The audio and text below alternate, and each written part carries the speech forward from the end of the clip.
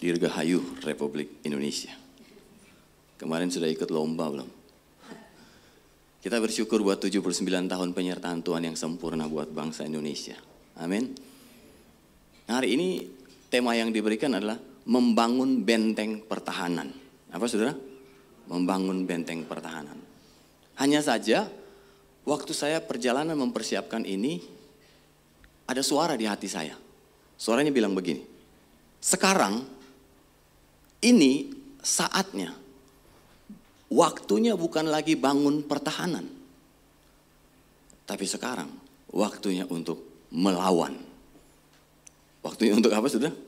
Melawan, ngelawan. Maksudnya apa sih? Saudara setuju sama saya bahwa kedatangan Tuhan sudah tidak lama lagi?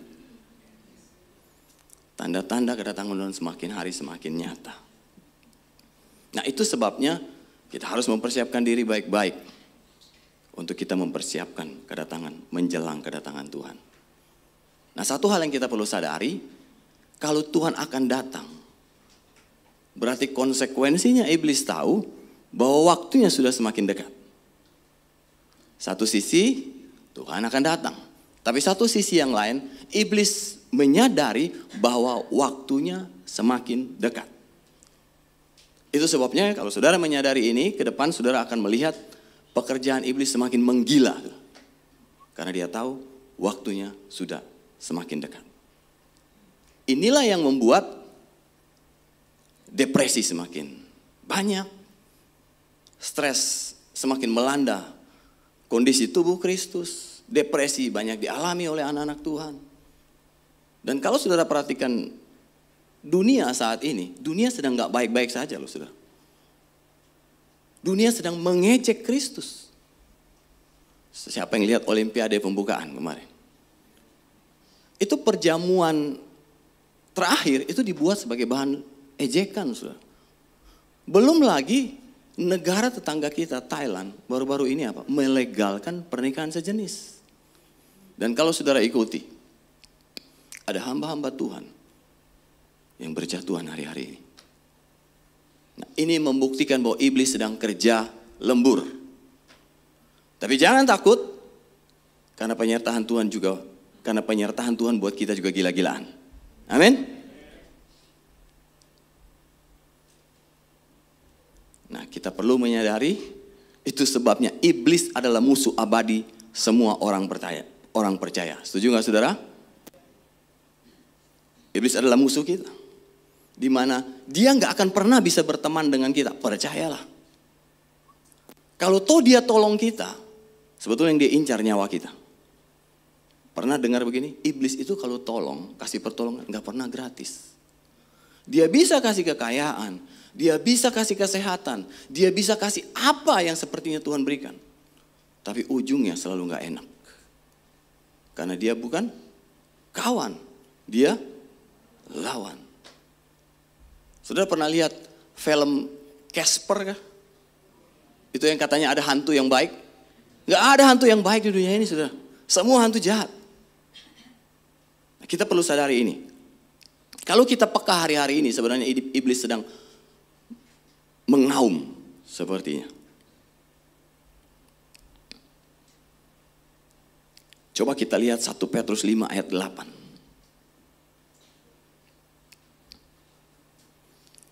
Sebenarnya Tuhan sudah memperingatkan kita akan hal ini. Dikatakan begini, sadarlah. Oke? Sadarlah dan berjaga-jagalah. Sadarlah dan berjaga-jagalah. Apa yang kita perlu sadari dan kita perlu berjaga-jaga dalam hal apa? Lawanmu.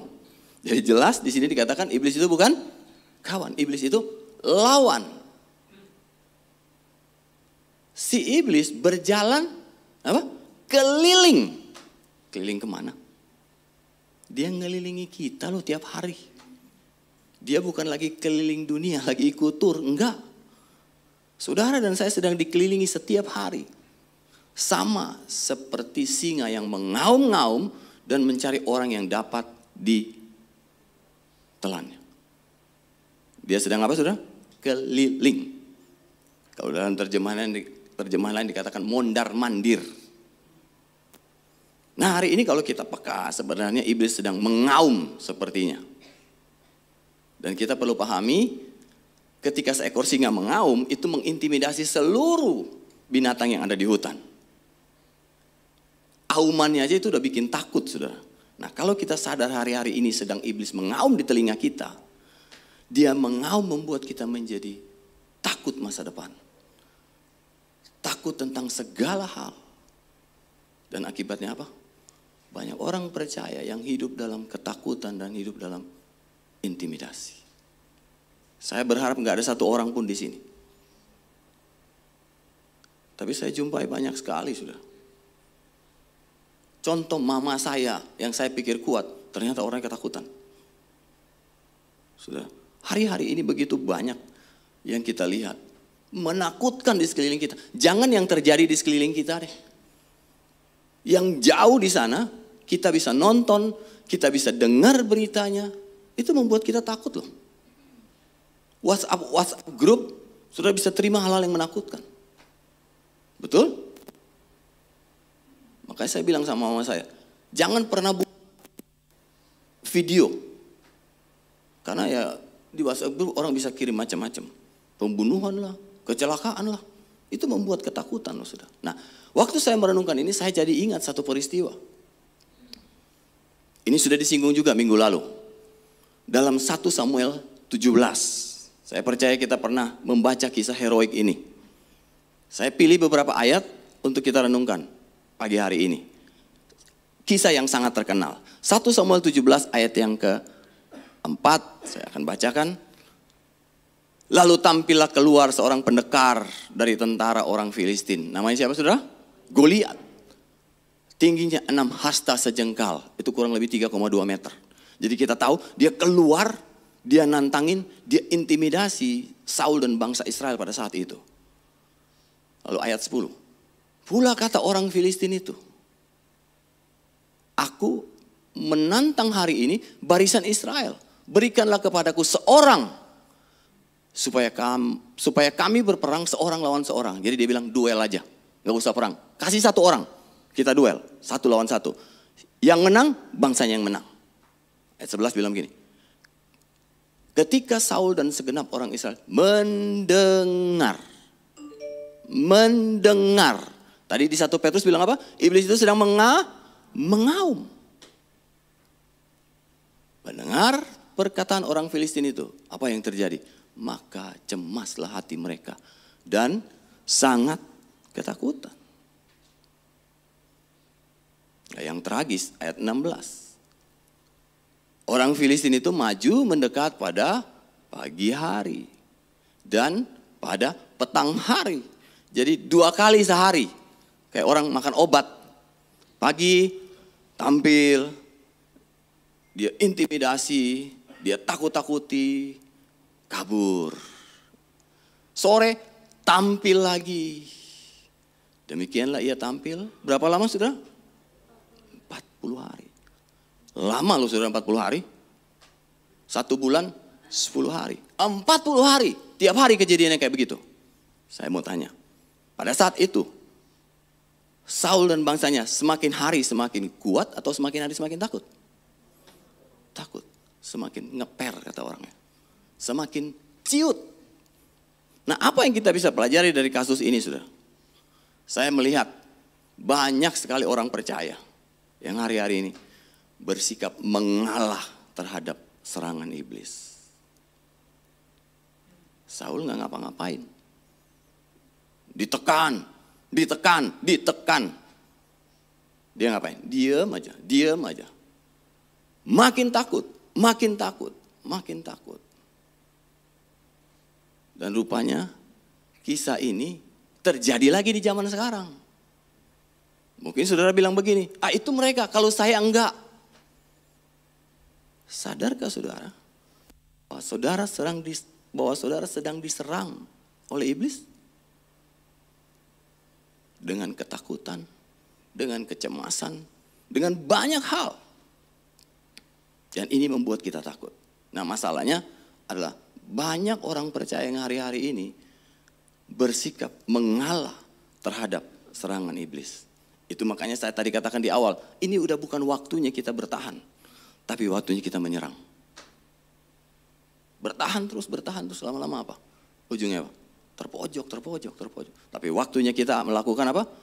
Perlawanan. Waktunya kita ngelawan.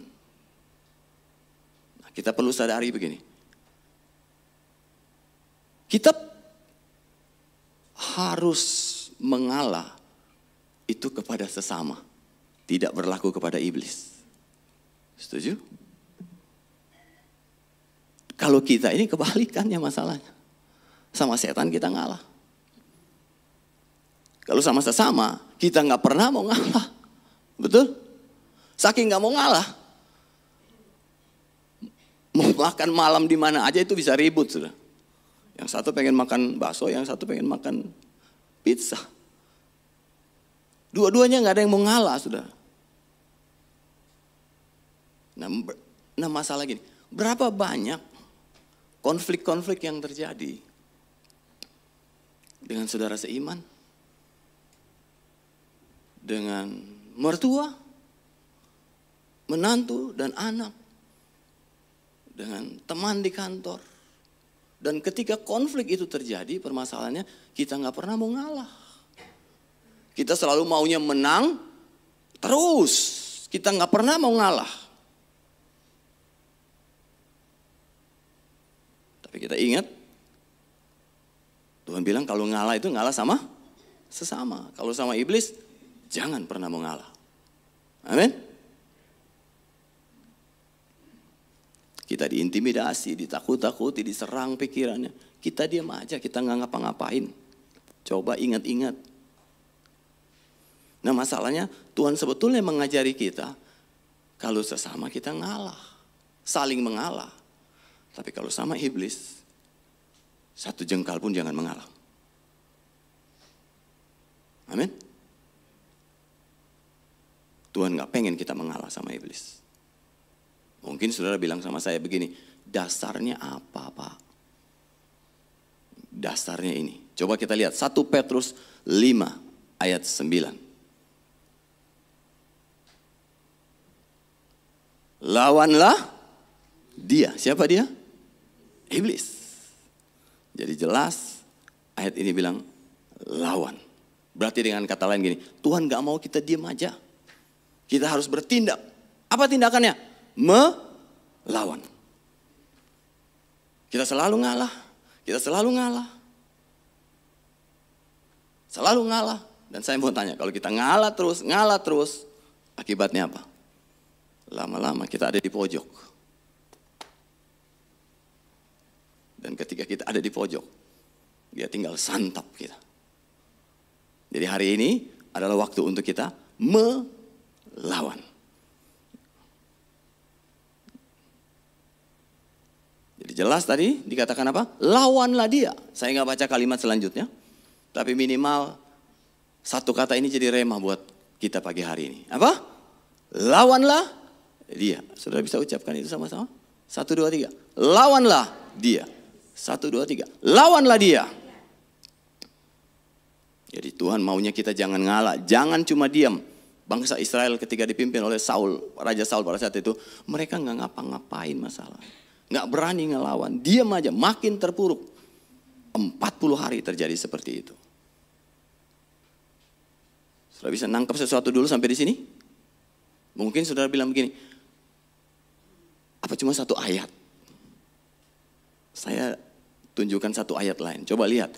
Efesus 6 ayat 10 sampai 13.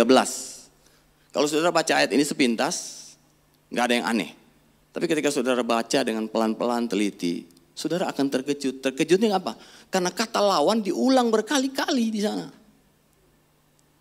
Coba kita baca. Akhirnya hendaklah kamu kuat di dalam Tuhan. Di dalam kekuatan kuasanya. Kenakanlah seluruh perlengkapan senjata Allah supaya kamu dapat bertahan melawan tipu muslihat iblis. Karena perjuangan kita bukanlah melawan darah dan daging, tetapi melawan pemerintah-pemerintah, melawan penguasa-penguasa, melawan penghulu-penghulu dunia yang gelap ini, melawan roh-roh jahat di udara. Sebab itu ambillah seluruh perlengkapan senjata Allah supaya kamu dapat mengadakan perlawanan pada hari yang jahat itu dan tetap berdiri. Sudah kamu menyelesaikan segala. Ada berapa kata lawan di sana, saudara? Kalau saudara itu? Ada 7. Angka sempurna. Saudara. Saya berharap kita nangkap sesuatu pagi hari ini. Jadi dengar baik-baik. Setiap hari kita diserang dalam pikiran kita, dibombardir. Kita diam saja. Bahkan jangan-jangan kita mempercayai apa yang iblis katakan dalam pikiran kita. Nanti ke depannya semakin hari semakin sulit. Terus kita lihat sekeliling faktanya. Kita bilang, benar juga ya. Amin. Nanti ke depannya makin hari makin repot. Langsung kita, amin. Nah, kalau bicara janji Tuhan kita ragukan. Saudara, ironis ya.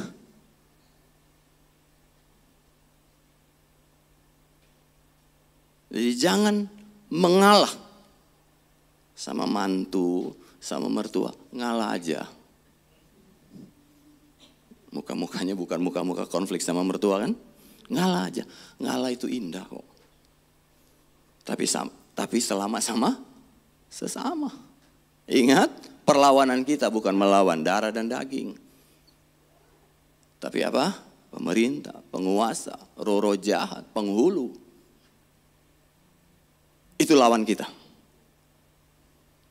Nah sekarang, saudara mungkin akan tanya, kalau Tuhan pengennya kita ngelawan, maka pertanyaannya bagaimana atau dengan cara apa kita ngelawan? Bentuk perlawanannya seperti apa? Betul? Saudara punya pertanyaan itu?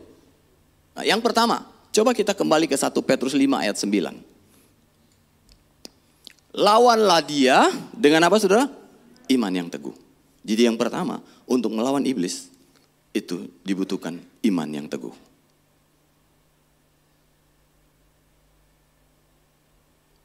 Saya mau sampaikan sebuah kabar yang gak enak buat saudara. Ternyata untuk lawan iblis, itu gak cukup iman. Harus iman yang teguh. Saudara mungkin bilang begini, saya punya iman kok. Saya bilang sekali lagi, kalau saudara untuk mengalahkan melawan iblis, gak cukup iman. Tapi harus iman yang teguh. Karena itulah yang mengalahkan setan. Nah pertanyaannya, iman yang teguh apa sih? Bentuk iman yang seperti apa?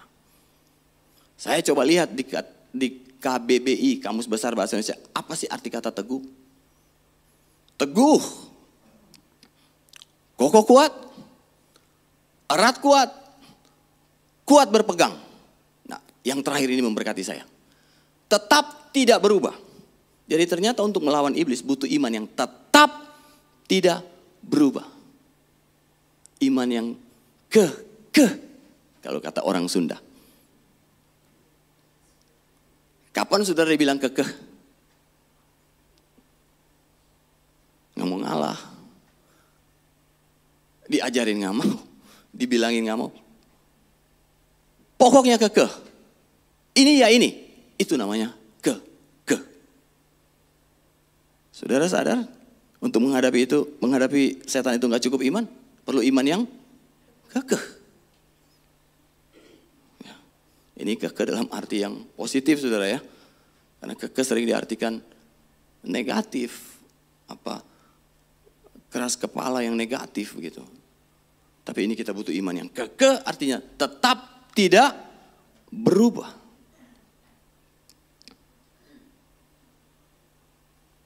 Ini menjadi penting saudara. Karena ternyata iblis bukan lawan yang mudah diusir ternyata. Saudara tahu pasti. Saya ambil contoh. Bahwa iblis itu ternyata musuh yang tidak mudah diusir. Saudara pernah melayani pelepasan? Orang-orang kerasukan gitu? Kalau saudara pernah, saudara pasti punya pengalaman ini. Pengalamannya apa? Ketika kerasukan, mata mendelik gitu. Ngaco ngomongnya, guling-guling. Terus hamba Tuhan biasa ngomong begini. Dalam nama Yesus, keluar. Pertanyaan saya, dia langsung keluar? Yang punya pengalaman, saya punya pengalaman. Dia nggak langsung keluar loh saudara. Dia akan coba melakukan perlawanan. Makanya tadi saya bilang iblis adalah musuh yang tidak gampang diusir.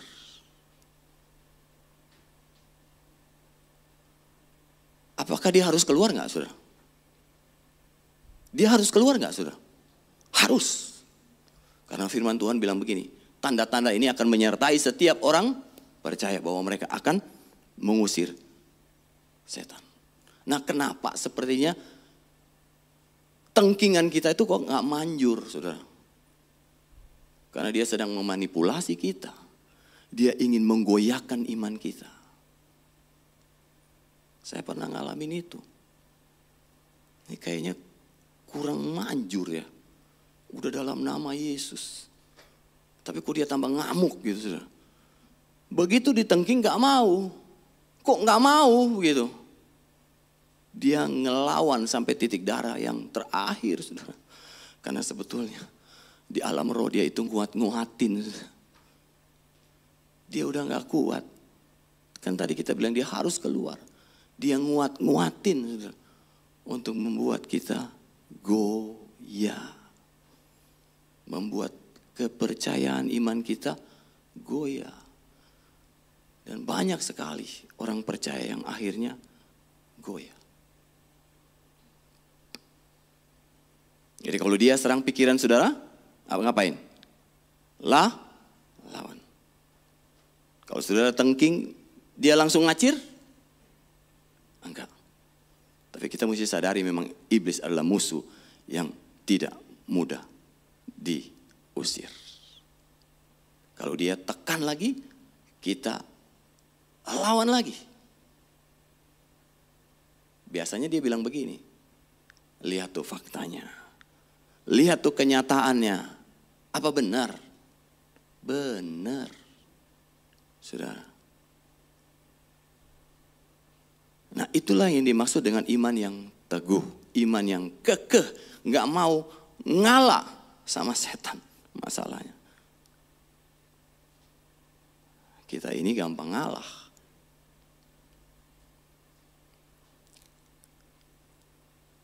Saya sudah lawan kok, tapi kok kayaknya dia nggak keluar gitu.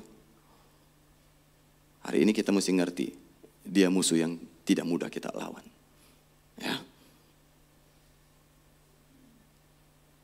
Kalau firman Tuhan bilang begini, lawanlah dia dengan iman yang teguh. Sekarang, apa itu iman? Iman adalah percaya di hati, berkata di mulut. Jadi bagaimana cara melawan setan? Apa ngomong di dalam hati?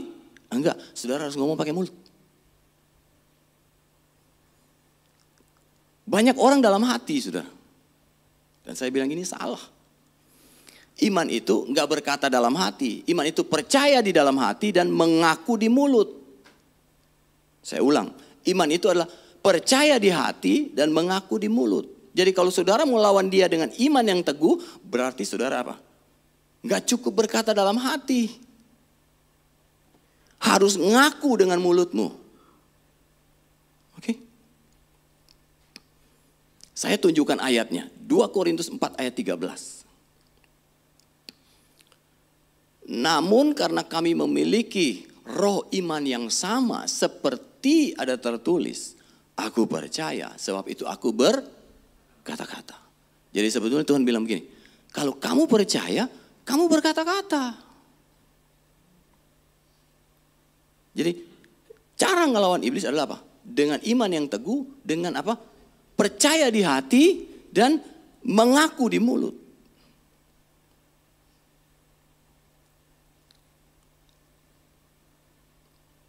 Berarti dengan kata lain begini, bagaimana cara melawan setan? Dengan iman. Apa itu iman? Berarti saudara harus memperkatakan firman. Saya belajar seringkali Tuhan ajar saya begini. Kalau kamu percaya, kamu ngomong. Karena kalau kamu gak mau ngomong, artinya kamu gak percaya. Terus setan bilang begini, apa iya? Benar. Firman Tuhan bilang kalau kamu percaya, kamu berkata-kata. Dan saudara, apa yang saya katakan di masa lalu terjadi hari ini.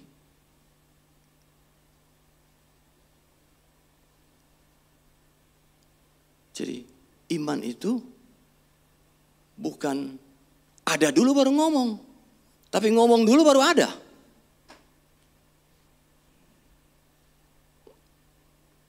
Ngomong dulu baru ada. Ingat kisah penciptaan? Berfirmanlah Tuhan, maka jadilah. Jadi gak cukup saudara berkata-kata dalam hati. Berkata-katalah dalam mulut. Mengakulah dalam mulut. Masalahnya kita ini seringnya pengennya begini. Sekali berkata, sekali ngomong, langsung maunya apa? Simsalabim, berubah. Saudara harus ingat, di alam roh itu terjadi perlawanan. Saudara. Jadi harus saudara perkatakan terus, konsisten. Nah, saya teringat ayat ini, saudara. Bilangan 14 ayat 28. Katakanlah kepada mereka, demi aku yang hidup, demikianlah firman Tuhan, bahwasanya seperti yang kamu katakan di hadapanku, demikianlah akan kulakukan kepadamu. Sejak saya ngerti ini, apa yang saya imani selalu saya ucapkan. Sudah bisa belajar sesuatu sampai pagi, sampai saat ini? Masalahnya kita ini tadi pengennya instan. Nggak ada yang instan dalam dunia ini. Adanya hanya mie instan. Ya. Dia nggak gampang nyerah, saudara. Dia ingin goyahkan kita. Jadi saudara sadar, untuk kalahkan iblis itu butuh apa? Iman yang teguh. Oke. Nah yang kedua, bagaimana cara melawan? Yang pertama tadi dibutuhkan iman yang teguh. Yang kedua, ternyata memperkatakan firman adalah bentuk kita melakukan perlawanan. Kalau saudara baca dalam Efesus, perlengkapan senjata Allah, itu semua senjata Allah yang diberikan, itu adalah senjata pertahanan. Hanya satu yang senjata perlawanan, yaitu pedang. Betul? Hanya satu saudara senjata yang untuk menyerang. Mayoritas adalah senjata perlindungan. Ketopong itu perlindungan apa penyerangan? Perisai digunakan untuk apa? Menyerang atau untuk perlindungan? Baju sirah, perlindungan. Tapi hanya satu, yaitu pedang untuk kita menyerang. Dan ternyata pedang roh itu adalah firman Allah. Di alam roh, saudara, dengar baik-baik. Ketika saudara memperkatakan firman, itu seperti saudara sedang memegang pedang dan saudara menghunus dan saudara sedang melawan. Saudara sedang menyabet, menebaskan ke arah lawanmu. Jadi waktu saudara ngomong firman, saudara sedang perkatakan firman, saudara sedang genggam sebuah pedang. Saudara nggak lihat, tapi percayalah, ini nyata, ada di alam roh. Bahwa saudara sedang menebas lawan saudara. Nah pertanyaan saya gini, kalau saudara lihat di film-film silat, itu biasanya sekali tebas atau terjadi perang pedang? Perang pedang. Itu sebabnya butuh iman yang teguh. Nah sekarang Yesus telah memberikan teladan buat kita. Apa teladannya? Ketika dia dicobai, kita tahu kisahnya. Selalu Yesus katakan apa? Ada tertulis. 3 kali pencobaan, 3 kali, selalu ada tertulis. Itu yang Yesus ajarkan buat kita. Bahwa yuk kita mulai memperkatakan firman sebagai senjata untuk kita melawan iblis. Karena sebetulnya ketika kita memperkatakan firman, apa tadi? Pedang sedang ditebas.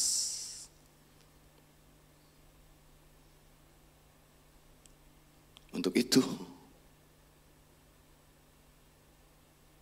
yuk setia baca firman. Amin. Setia baca firman. Karena itu ada tertulis. Karena yang bikin ngeri itu gini. Ketika saudara katakan ada tertulis, iblis pun bisa ngomong ada tertulis. Betul? Kita baca firman supaya kita tahu firman itu jadi senjata buat kita. Tapi kalau saudara perhatikan di pencobaan yang kedua, iblis bilang apa? Kalau engkau anak Allah, jatuhkanlah dirimu ke bawah. Sebab ada tertulis. Mengenai engkau, Bapa akan memerintahkan malaikat-malaikat untuk menatangmu. Lihat, iblis juga tahu loh ada tertulis. Jadi jangan sampai dia lebih ngerti, dia lebih rajin, terus dia pakai itu sebagai senjata untuk ngelawan kita. Seharusnya terbalik. Kita yang pakai senjata itu untuk ngelawan dia. Jadi mulai hari ini, jangan cuma sukai mujizat. Tapi sukai firman. Sukai pengajaran. Karena itulah yang sebetulnya menolong kita untuk mengajar kita bagaimana cara kita berperang. Amin. Nah sekarang, saudara setuju gak sama saya? Kalau setan itu gak mudah diusir. Setan itu seperti penghuni gelap, apa penghuni liar. Saudara punya tanah, kosong, lama gak ditempati, gak diawasi pula. Terus akhirnya datang, ada orang bangun gubuk di sana, tinggal 3 keturunan di sana. Terus saatnya, satu hari, akhirnya saudara datang, saudara bilang sama dia, Pak, ini tanah saya, tolong pergi. Saya mau pakai tanah saya. Pertanyaan saya, dia langsung minggat. Dia bilang begini, oke, sebentar, 10 menit saya minta waktu, saya beres-beres koper saya check out. Begitu kira-kira? Enggak, dia akan mengadakan perlawanan dulu. Kasus penggusuran adalah mengusir penghuni gelap dan itu tidak mudah. Karena apa? Mereka merasa memiliki. Mereka akan bilang begini, dasarnya apa? Nah untuk mengusir iblis dalam kehidupan saudara, saudara harus punya dasar. Kalau tadi saudara perlu sertifikat asli, betul? Tapi untuk menggusur setan dalam hidupmu, saudara harus punya dasar. Dasarnya apa? Ada tertulis. Bisa ikuti saya sampai di sini? Ambil contoh, kalau saudara sakit, dasar Alkitabnya apa? Oleh bilur-bilur darah Yesus, aku telah menjadi sembuh. Betul? Apa senjata kita menyerang iblis ketika dia menyerang kita mengenai ketakutan? Perkatakan firman bahwa aku percaya masa depan sungguh ada. Harapanku tidak akan hilang. Yeremia bilang begini, rancangan Tuhan bukan rancangan kecelakaan, tapi rancangan damai sejahtera yang menjanjikan masa depan yang penuh dengan pengharapan. Itu yang saudara harus katakan sebagai dasar ketika dia menyerang pikiran saudara mengenai ketakutan. Iya? Kurang apa lagi sih saudara dan saya ini? Udah diperlengkapi senjata Allah loh. Apa yang kurang? Gak hanya itu, Tuhan kirim malaikat untuk mengawali kita. Gak hanya itu, dia tinggal dalam hidup kita. Apa yang kurang? Saya tanya, setan itu, iblis itu, dilengkapi senjata gak? Punya perlengkapan senjata gak? Enggak. Karena firman Tuhan bilang begini, melalui kematian Yesus di kayu salib, ia telah dilucuti. Dia telah apa? Dilucuti. Lucuti itu artinya apa? Dipretelin senjatanya. Jadi hari ini benar firman Tuhan bilang, kemenangan itu sudah menjadi bagian kita. Cuman kadang-kadang kita enggak konsisten. Pagi hari ini yuk, bangun iman yang teguh. Perkatakan firman setiap hari.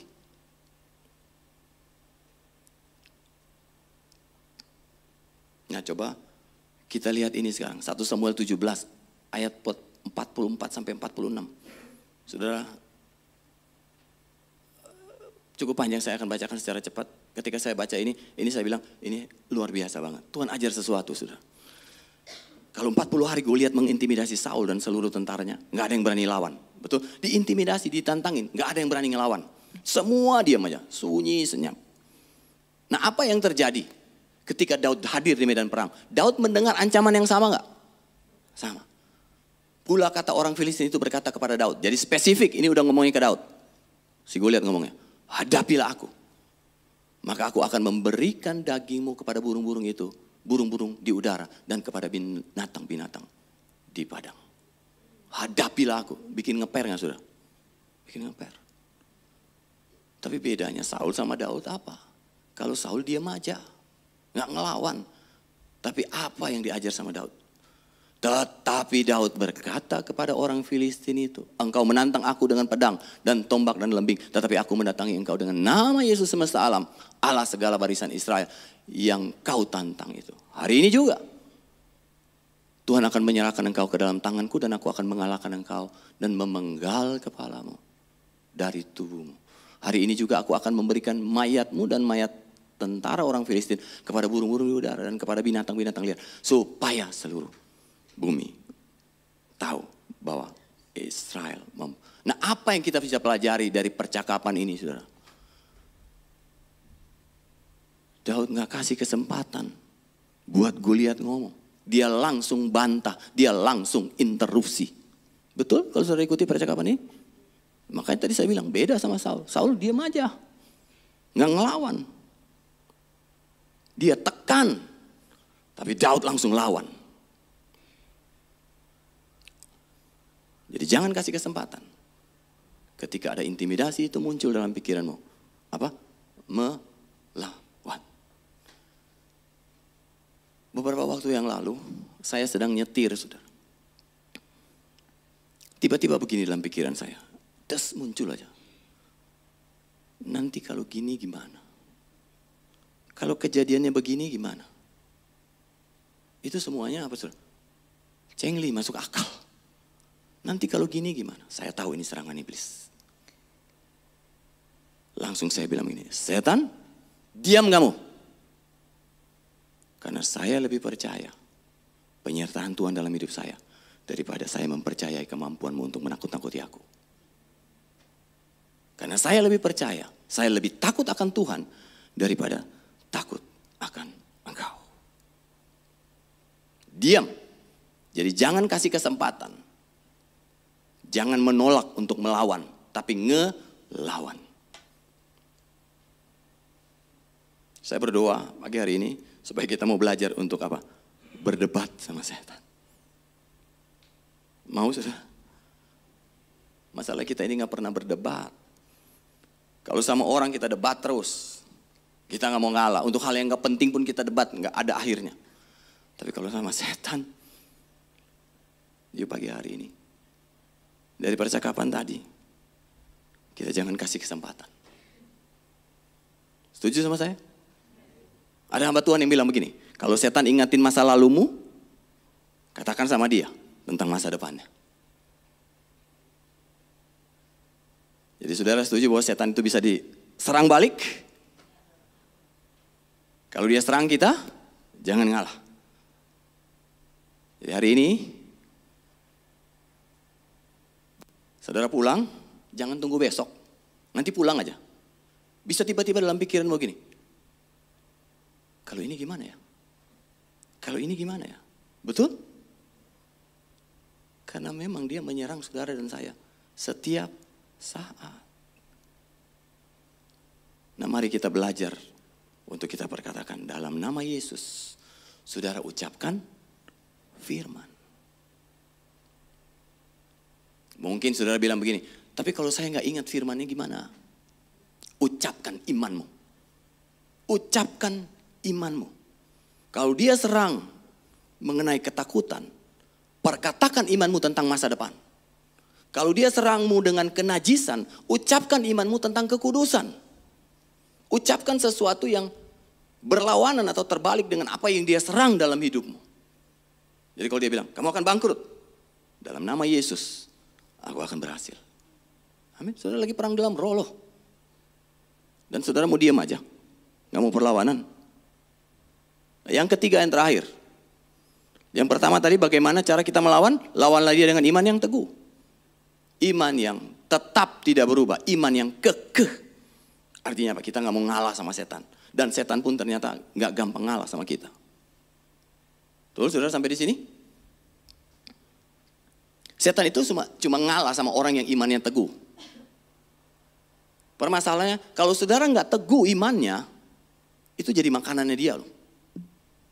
Saudara harus punya iman yang teguh, kekeh. Sampai dia bilang gini, udah deh gue nyerah deh sama yang ini. Gue pergi dulu. Ada kan ayatnya bilang gini, dia akan meninggalkan. Dia tinggalin kan? Nah yang pertama itu. Tadi yang kedua apa tadi? Memperkatakan firman. Jadi jangan cuma baca firman, tapi mulai memperkatakan firman. Yuk, perkatakan. Saya belajar, saya perkatakan. Tiap hari saya perkatakan. Dalam nama Yesus, dalam nama Yesus. Perkatakan firman-Mu, perkatakan iman-Mu. Jadi ternyata firman itu adalah pedang roh. Jadi waktu saudara memperkatakan firman, firman itu seperti pedang. Sedang melawan dan menebaskan si iblis. Nah yang ketiga, bagaimana cara melawan? Yang terakhir, ada satu kabar baik buat kita pagi hari ini, yaitu penyembahan dan ucapan syukur. Dari mana saya tahu? Mazmur 149 ayat 6-9. Biarlah pujian pengagungan Allah ada dalam kerongkongan mereka. Dan pedang bermata dua di tangan mereka. Untuk apa saudara? Untuk melawan, untuk melakukan pembalasan terhadap bangsa-bangsa. Penyiksaan-penyiksaan terhadap suku bangsa.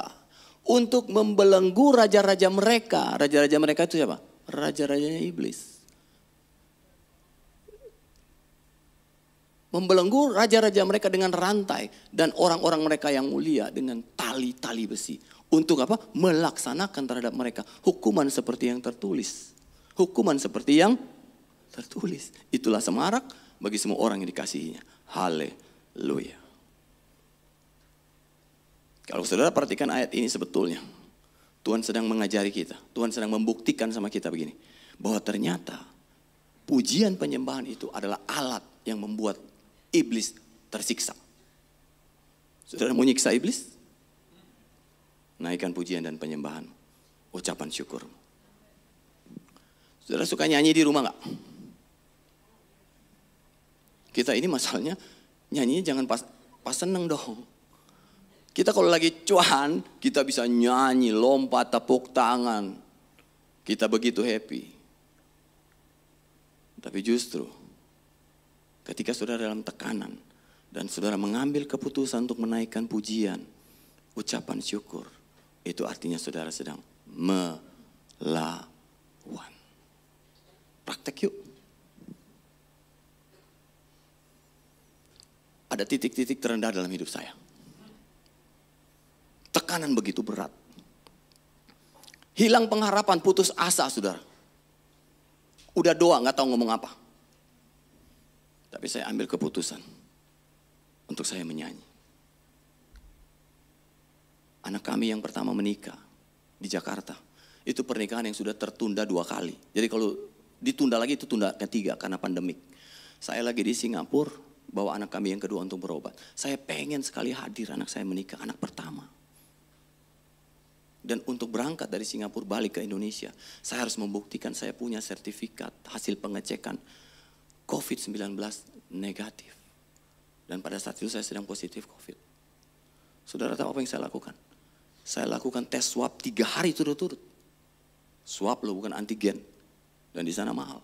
3 hari turut saya berharap gini, ada mujizat. Kalau yang pertama enggak, ya oke lah. Yang kedua enggak juga. Yang saya berharap ada mujizat. Akhirnya yang ketiga keluar. Tetap positif.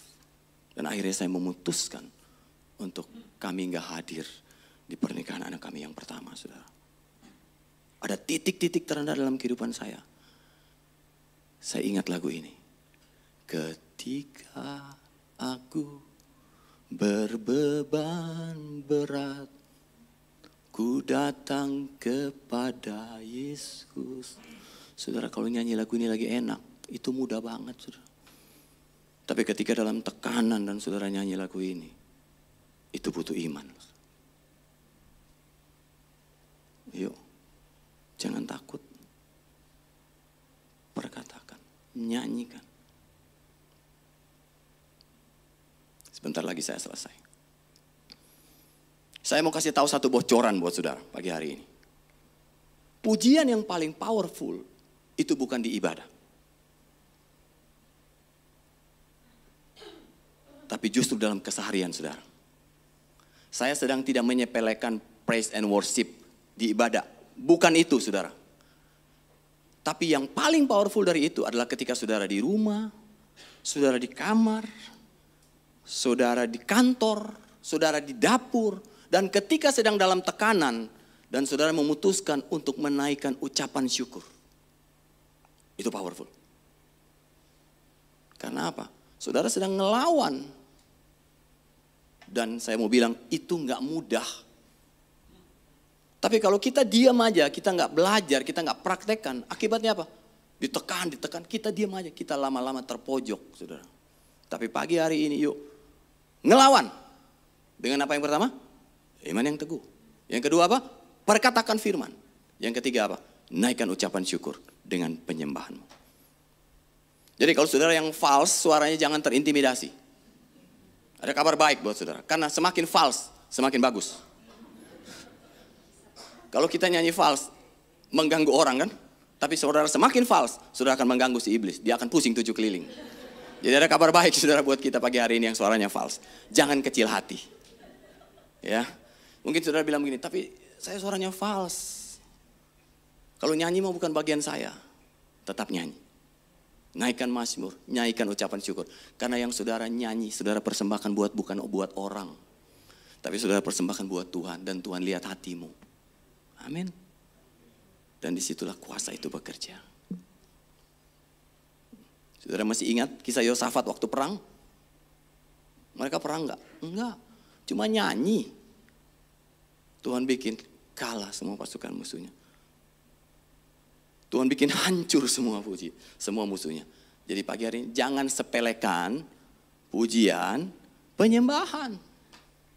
Itu yang ketiga. Jadi bagaimana tadi kita cara melawannya? Slide terakhir tadi. Yuk pemusik boleh maju ke depan. Miliki iman yang teguh. Iman yang teguh adalah iman yang tetap tidak berubah. Iman yang kekeh. Ingat kata itu, kekeh. Oke, yang kedua, perkatakan firman. Ada tertulis. Yang ketiga, mulai hidupi, sukai kehidupan penyembahan dan ucapan syukur. Saya berharap sharing pagi ini memperlengkapi kita untuk menghadapi serangan iblis, serangan setan dalam kehidupan kita. Amin. Kita tunduk kepala, kita akan berdoa. Saya teringat satu firman, kurang lebih kalimat yang bilang begini. Ada saatnya setan itu mundur karena dia kalah. Tapi kita perlu sadari, kita perlu ingat, dia selalu menunggu waktu yang tepat untuk serangan yang berikut. Ada firman yang kayak gitu? Kurang lebih dengan bahasa saya. Dia selalu nunggu kesempatan yang tepat untuk memangsa kita. Jadi hari ini saya berdoa, tetap berjaga-jaga dan terus berdoa. Miliki iman yang teguh, setia baca firman dan perkatakan. Miliki hidup yang mencintai penyembahan dan ucapan syukur dalam segala hal. Jangan tunggu diberkati. Dalam segala hal. Mungkin saudara lihat hari ini kenyataannya sepertinya gak membaik. Gak membaik. Tapi saudara, saya mau bilang gini. Ada proses yang Tuhan izinkan dalam kehidupan kita. Bukan untuk kita melihat keadaan kita baik. Tapi untuk kita melihat kemuliaan Tuhan dalam kehidupan kita. Dan disitulah kita semakin dibentuk. Dan terangmu akan semakin bercahaya. Dan di mana engkau akan menyaksikan kebesaran dan kuasa Tuhan. Yuk kita bangkit berdiri. Tuhan, aku berdoa pada siang hari ini Tuhan. Ketika kami memperingati proklamasi negara Republik Indonesia. ada pesan Tuhan buat kami. Bahwa saatnya kami tidak hanya bertahan, tapi saatnya kami untuk melawan. Karena kami tahu Tuhan mau untuk kami tidak mengalah kepada iblis. Karena sesungguhnya dia adalah musuh terbesar, musuh abadi dalam kehidupan kita. Kalau hari ini Tuhan tempatkan dalam hidupmu ada satu pergumulan, ada satu masalah, percayalah bahwa dia tidak pernah mengizinkan engkau mengalami itu melebihi kekuatanmu. Artinya dia menyediakan kekuatan yang melebihi pergumulanmu. Jalani aja, jalani aja, jalani aja. Dengan apa? Tetap percaya. Jangan engkau ragukan kasih Tuhan terlalu besar dalam hidupmu. Terima kasih Tuhan.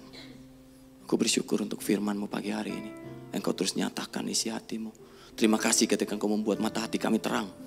Untuk kami mengerti, menangkap isi hati-Mu. Dan kami gak mau hanya ketika kami mengerti saja Tuhan. Tapi oleh pertolongan Roh Kudus, Tuhan mampukan kami melakukannya. Dan pada akhirnya, nama Tuhan yang dipermuliakan dalam hidup kami. Terpuji nama Tuhan. Dalam nama Yesus kita sama-sama ini berkati, katakan amin.